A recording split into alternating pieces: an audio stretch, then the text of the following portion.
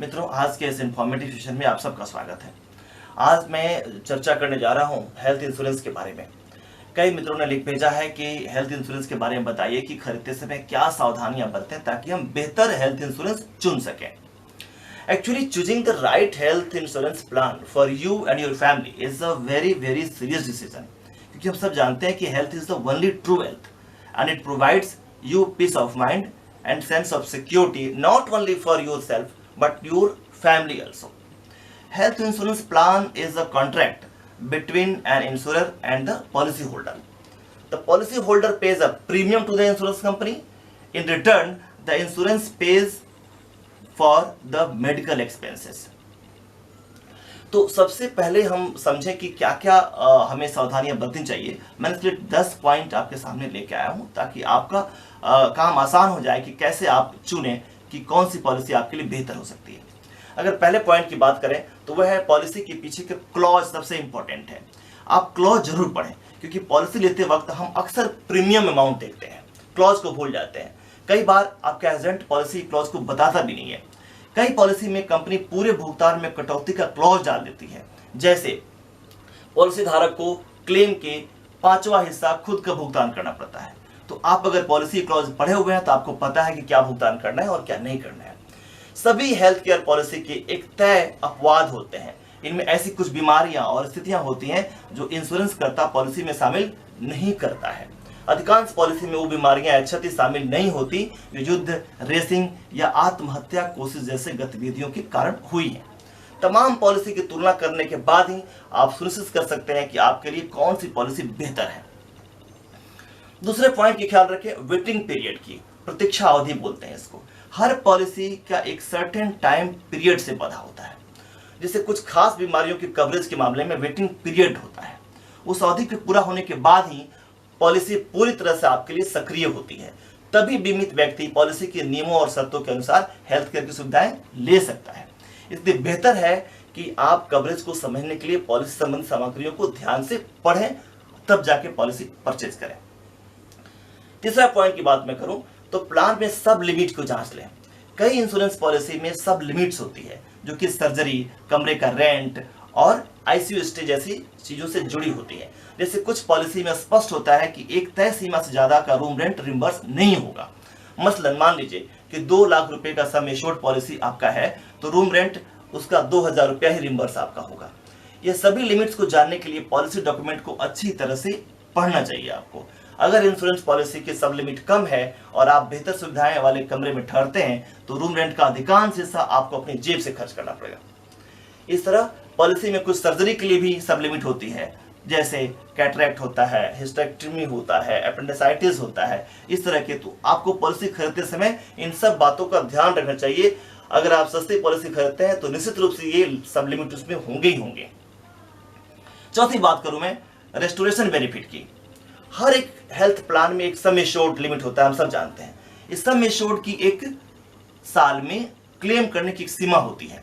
यदि sum assured से ज्यादा का खर्चा आता है तो पॉलिसी धारक को खुद देना पड़ता है। लेकिन अगर आपने हेल्थ प्लान रेस्टोरेशन बेनिफिट के साथ लिया हुआ है तो इंश्योरेंस सम एश्योर्ड को रिस्टोर कर देगा आपके लिए। उदाहरण के तौर पर मान लीजिए कि आप 5 लाख की पॉलिसी लिया आपने, आप बीमार होते हैं और 2 लाख रुपए का इस्तेमाल कर लेते हैं। अब अगर आप उसी साल में फिर से बीमार पड़ते हैं तो इंश्योरर वापस सम एश्योर्ड को बढ़ा करके 5 लाख कर देगा। लेकिन जानकारी के लिए आपको ये बताया चलूं कि रेस्टोरेशन बेनिफिट केवल उसी स्थिति में मिलेगा जब एक ही साल में अलग अलग बीमारियों का ट्रीटमेंट होता है। एक साल के भीतर अगर एक ही बीमारी के लिए आप बात करेंगे तो सम एश्योर्ड नहीं मिलेगा आपको। 5वें पॉइंट की बात करते हैं, अस्पतालों का नेटवर्क बड़ा इंपॉर्टेंट है। पॉलिसी धारक को अस्पतालों का नेटवर्क लिस्ट को ध्यान से पढ़ना चाहिए। साथ ही यह भी देखना चाहिए कि आपके घर के आसपास कौन से हॉस्पिटल हैं। अगर आप ऐसे किसी अस्पताल में भर्ती होते हैं जो लिस्ट में नहीं है तो आपको कैशलेस ट्रीटमेंट नहीं मिलेगा और उस कंडीशन में अस्पताल का कुल बिल आपको अपनी जेब से भरना पड़ेगा, बाद में भले ही वो रिम्बर्स हो जाएगा। 6ठे पॉइंट की बात करता हूं, पॉलिसी में कवर हो फ्री एवं पोस्ट हॉस्पिटलाइजेशन। देखिए हमारी बीमारी का ना करीब 50% खर्च, 50% खर्च ओपीडी, प्री और पोस्ट हॉस्पिटलाइजेशन में होता है। मतलब हॉस्पिटल हम जाते हैं उसके पहले और उसके बाद के समय में। ऐसे में पॉलिसी लेते समय हमें जरूर देखना चाहिए कि कंपनी आपको कितने समय का प्री एंड पोस्ट हॉस्पिटलाइजेशन खर्च भरपाई करती है, मतलब 30 दिन पहले का या 60 दिन पहले का क्या दे रही है, क्या कवर दे रही है या नहीं दे रही है। अगली बात करते हैं, ऑर्गन ट्रांसप्लांट में डोनर का भी कवरेज है कि नहीं है। मित्रों, आज के समय सबसे महंगे इलाज में ऑर्गन ट्रांसप्लांट शामिल है। अक्सर पॉलिसी सिर्फ उसी व्यक्ति के खर्च का भुगतान करती है जिसका इंश्योरेंस है, लेकिन जब ऑर्गन लेते हैं तो लेते वक्त हमें दूसरे व्यक्ति का भी खर्च उठाना ही पड़ता है।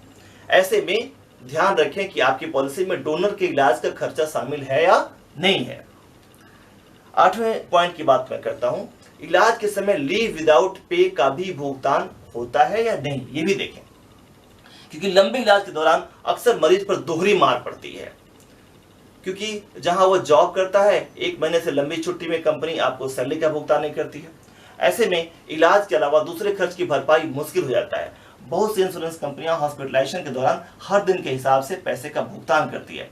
ऐसे में यदि पॉलिसी में यह अतिरिक्त कवर आपने लिया हुआ है, सुविधा लिया हुआ है, तो आपके लिए बहुत ही अच्छा रहेगा। पॉइंट नंबर 9 की बात करते हैं, पॉलिसी में शामिल हो डे केयर। दोस्तों, अक्सर हेल्थ पॉलिसी देने वाली इंश्योरेंस कंपनियां कम से कम 24 घंटे का हॉस्पिटलाइजेशन मांगती हैं। 24 घंटे हॉस्पिटलाइजेशन पर ही इंश्योरेंस कवर मुहैया करवाती हैं, लेकिन बहुत सी बीमारी ऐसी होती है जिनके लिए 24 घंटे जो आपको हॉस्पिटल में जाने की जरूरत नहीं होती है। ऐसे पॉलिसी में जो अधिकांश डे केयर प्रोसीजर का कवर होता है, उस पॉलिसी को लें, ताकि आप गए अपना इलाज करा के चले आए, आपने 24 घंटा हॉस्पिटलाइज वहां पे नहीं हुआ तो भी वो आपको उसका फायदा मिल सके। लास्ट पॉइंट की बात करता हूं, तो है फैमिली फ्लोटर पॉलिसी। इसका क्लॉज जरूर पढ़ें आप ध्यान से, क्योंकि इसे चुनने से पहले सुनिश्चित कर लें कि पॉलिसी की कुल कीमत आसानी से फ्लोट हो सके और साल में कभी भी किसी मेंबर को आपकी फैमिली का हो उसको मिल सके। कई फैमिली फ्लोटर पॉलिसी में 100% राशि प्रोपोजर को इंश्योर की जाती है, लेकिन 50% जीवन साथी को और 25% बच्चों के लिए सीमित हो जाती है। ऐसी पॉलिसी लेने से आप बचें, क्योंकि आपको चाहिए कि पूरी तरह से वो शिफ्ट हो जाए, फ्लोट हो जाए किसी मेंबर के लिए, ये बड़ा इंपॉर्टेंट है। और जाते वक्त मैं एक बात और बताऊंगा आपको कि पॉलिसी खरीदते वक्त पहले से मौजूद बीमारियों के बारे में बताना बहुत महत्वपूर्ण है। आप सब कुछ क्लियर बता दें वहां पे, क्योंकि इससे आपको फायदा होगा कि जब आप क्लेम सेटलमेंट के जाएंगे तो आपको परेशानियां नहीं होंगी और आसानी से आपका क्लेम सेटलमेंट हो जाएगा। दोस्तों, ये था मेरा 10 पॉइंट जो आपको गाइड करेगा कि आपको अच्छी पॉलिसी कैसे लेनी चाहिए, क्या क्या पॉलिसी में देखनी चाहिए और आपको बेहतर पॉलिसी लेने में सहायक होगा। तो ये रहा आज का इंपॉर्टेंट इन्फॉर्मेशन, और कल किसी और पॉइंट के साथ आऊँ, किसी और इन्फॉर्मेशन के साथ आपसे मिलूंगा। तब तक के लिए नमस्कार।